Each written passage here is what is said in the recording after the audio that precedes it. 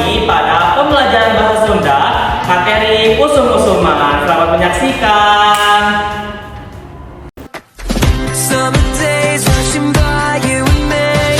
Assalamualaikum warahmatullahi wabarakatuh. Oke, kalian sudah mendengarkan penjelasan kalian muncul? Ada. Nah, klik contoh.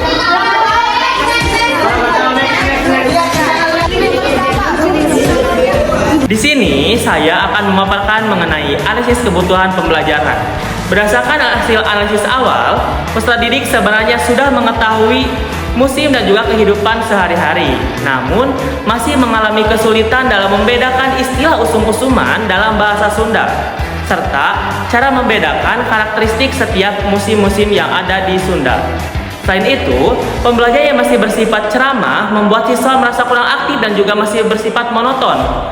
Padahal, karakteristik siswa SD sangat menyukai aktivitas pembelajaran yang melibatkan visual, permainan, dan juga kerja kelompok.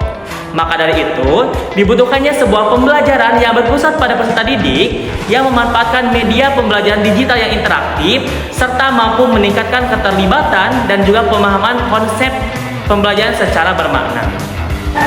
Baik, di sini saya akan menjelaskan mengenai rangkaian pembelajaran dari mata pelajaran bahasa Sunda dengan materi usum-usuman. Nah, alokasi waktu yang digunakan yaitu 2 kali 35 menit atau setara dengan 70 menit. Adapun model pembelajaran yang digunakan yaitu cooperative learning dengan tujuan pembelajaran yang disusun yaitu melalui pengamatan PPT, peserta didik itu dapat memahami jenis usum-usuman yang ada di Indonesia dengan tepat. Nah, selain itu juga melalui TTS digital, peserta didik itu dapat menyebutkan usum-usuman di Indonesia dengan benar. Adapun kegiatan pembelajaran dimulai dari pendahuluan, di mana pada kegiatan pendahuluan ini guru itu membuka dengan salam, terus menanyakan kabar, terus berdoa yang dipimpin oleh peserta didik. Selanjutnya menggunakan apersepsi dan menyampaikan tujuan pembelajaran. Dan selama proses pembelajaran itu semua menggunakan bahasa Sunda. Lanjut ke kegiatan inti. Pada kegiatan inti yaitu terdapat kegiatan yaitu guru menampilkan PPT mengenai materi. Nah, peserta didik itu diperintahkan untuk menyimak PPT tersebut.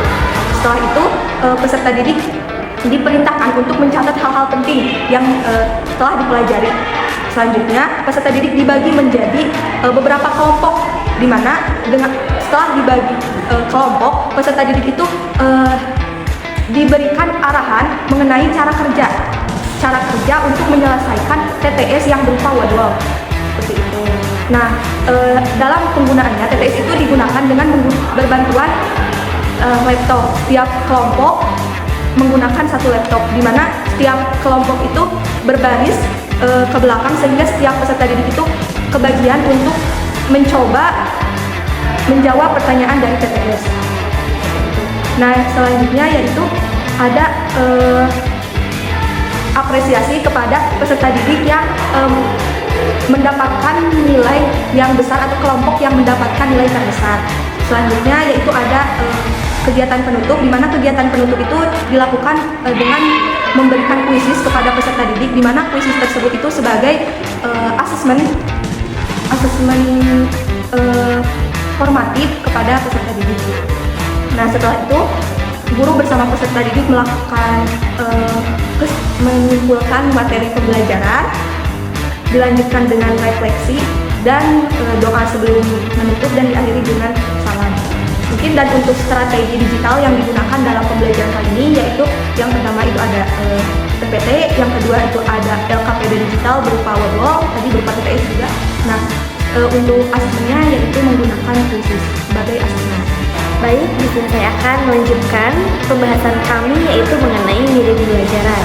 Nah, adapun media pembelajaran yang kami gunakan yaitu yang pertama menggunakan media PowerPoint, yaitu untuk menyampaikan materi dari usum-usuman bahasa Sunda yang akan kami jelaskan kepada para siswa. Nah, media yang kedua yaitu menggunakan word wall, yaitu dalam bentuk teka-teki silang, di mana media ini digunakan agar peserta didik itu bisa memahami dan juga menghafal kosakata yang mereka dipahami dengan cara bermain sehingga bisa dilihat dari keaktifan mereka, kerjasama mereka, dan juga sejauh mana mereka memahami kosakata yang telah kami gunakan.